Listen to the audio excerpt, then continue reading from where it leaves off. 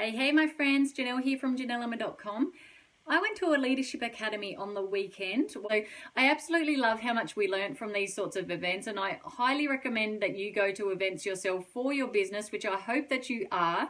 But there was some really good leadership traits that they were saying to us that we should have and should be implementing on a daily basis so that our team can benefit from that and not just us. One of those traits was posture.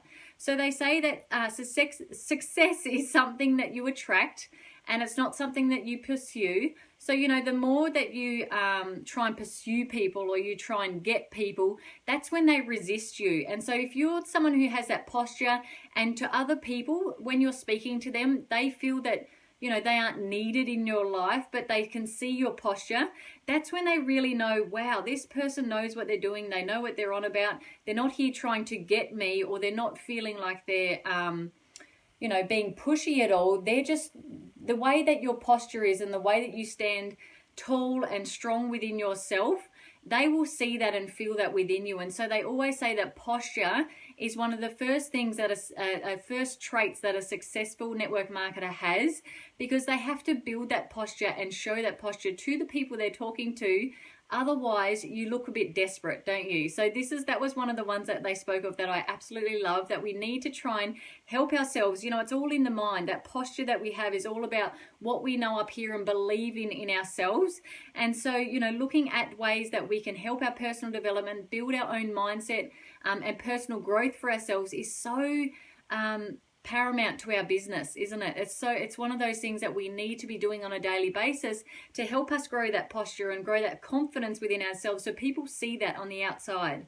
Another one is, in network marketing, don't ever be a salesperson.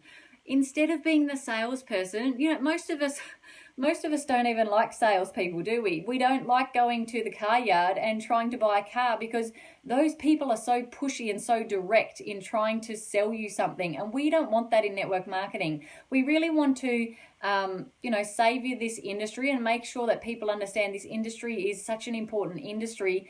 And if we're doing it the right way, people aren't going to feel that we are being salespeople. So we want to be out there qualifying people instead, which is no different to giving them a job interview. So qualify people instead of selling them. And this is where you can ask a lot of questions. The more questions you ask, the more you can see if they're a qualified person to be a part of your business or to join you in your business.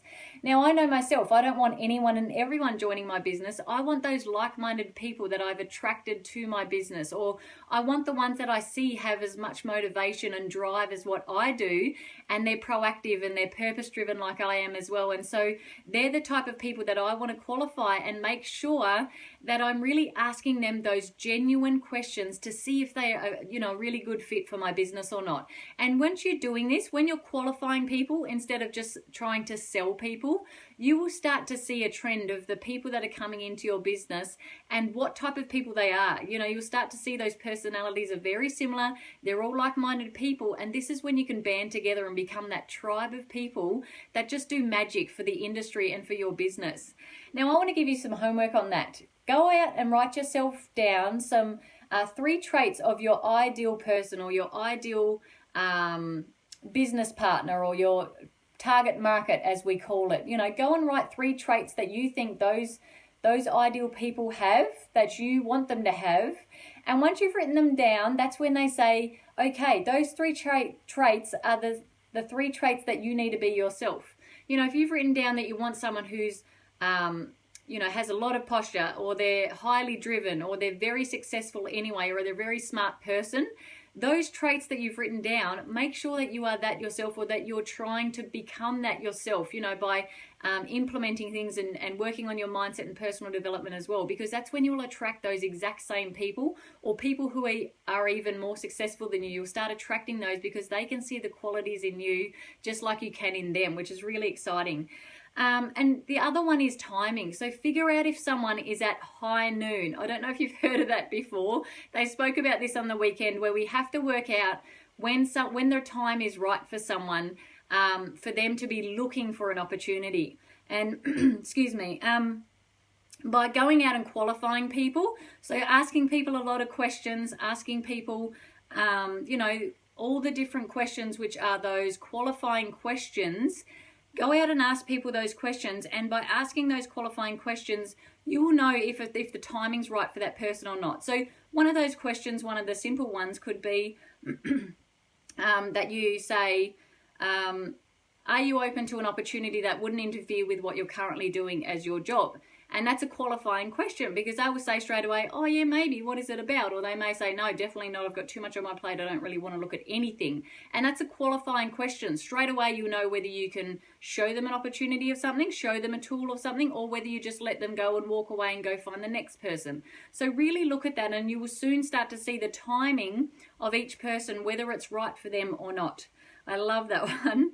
Another one is having that ownership mindset. So this is where I was saying, you know, on a daily basis, work on your mindset and your posture. The more you work on your mindset and the belief in yourself, the more that you have that posture to go out and show people this opportunity or business. And that something they said on the weekend, which really resonated with me, was they said, who out there feels that sometimes they're being pushy? And a lot of people in the audience put their hand up and said, I don't like being pushy, I don't want to be pushy, so sometimes I hold back from sharing what we have with people. And the speaker on stage, which was a highly successful speaker, who has been doing this industry for more than 20 years, she actually said, you know, if you feel that you're being pushy or you don't want to be pushy, what you are doing is you're already qualifying people before you've even talked to them. You know, you're already making the decision for them that they're not for this business or they're not for your products before you've even spoken to that person. And so you're making their decision for them, which is actually a selfish act. So you really, you know, we have an obligation to share what we know about our business or share what we know about our products, because really this industry is a solution for so many people, whether it's for their health, whether it's for their wealth, whether it's for, you know, the stay-at-home mum like I am, who's looking for something that they can have so much passion about, be really passionate about, but still be at home with their kids. And so we don't know, unless we're asking those questions and unless we have that posture, we don't know whether those people are looking for that or not, do we? So if you're out there and you're feeling like, oh, I don't want to be pushy, so I'm not going to ask that person because she's really successful and I really don't want to be looked down on, you're really qualifying that person before you've even asked them. You've made the decision for them, and that's really unfair. So don't do that. I really love that, how she spoke to us about this over the weekend and said, you know, if you're someone who holds back because you don't want to be pushy, you're actually being selfish. So that was really cool, and I really love how she put that out there to us to make sure we understand that we have to put this in front of everyone, you know, everyone that we feel needs this, because if we don't, we are holding back on them and we are making them miss out on something that they probably and maybe really need, but they haven't actually spoken to you about yet because you haven't asked the right questions. The other one is be ultimately responsible for your own business. This was a big one as well. We all know we have people in our downlines who they feed off of us. You know, they use us for all of their presentations. They get us to do third party, and they don't really do anything for themselves. That's fine. You know, especially if they're new into the business or the industry, of course they need your help, and they need you as the upline to be there to support them and inspire them in some way. But she was also saying that, you know, you've got to be responsible for your own business. So to do that, you want to be the one presenting. You want to be the one on those third-party calls that someone's edifying you for, and you're the one talking to other people. And this comes with time within your business, obviously, but it also comes with you expanding your comfort zone, not stepping out of your comfort zone, but expanding it, just doing something on a daily basis, bit by bit, for your comfort zone, that gets you out of your comfort zone enough that you can then feel confident and have that posture to do more than what you did a week ago. So, you know, having that posture to say, you know what, I'm going to start doing presentations for my team, or I'm going to start doing third-party calls, or I'm going to start doing some training for my team that I haven't done before on Zooms or calls or something like that as well. And you're starting to prep yourself to become that leader. And the people above you are going to be like, wow, what is she doing now? She's not asking me to do anything for her anymore. So this is where they say be ultimately responsible for your own business. It's your business. You purchased this business for yourself. Make sure you are responsible for that. You know, if this was a bricks and mortar business that you put $350,000 into or $1 million into, you would want to be responsible for your own business. It's no different. So in this industry, just because it's a lot cheaper to become a business owner, it doesn't mean you can then just feed off other people to do the work for you. You have to be your own leader and grow into your own leadership in that way. Another one was be coachable and pick your mentors that you feel you resonate with. So yes, you want to be coachable and you want to learn everything the way that other leaders in your company have learned it, or other leaders that you want to follow have learned it. But then go and pick some mentors, which may not be your upline. Go and pick some mentors that you feel you resonate with, or that you really like the way that they train, and go and start to follow them and look at them on a daily basis and start to really copy basically what they do. And that's what will give you that posture, because you are feeding off what they know, and then you are learning that for yourself. And if you're also teaching that to other people, that's where the magic happens, because it sticks in your mind more so if you're teaching that to your team from what you're learning and implementing on a daily basis. And another one was focused activity. So this is that money-making activity, which I've talked about before, the time management of doing your money-making activities, which are things like prospecting and inviting and following up and, you know, building relationships, finding people to talk to. That's all your money-making activities. They're your focused activities that you should be setting time limits on a daily basis.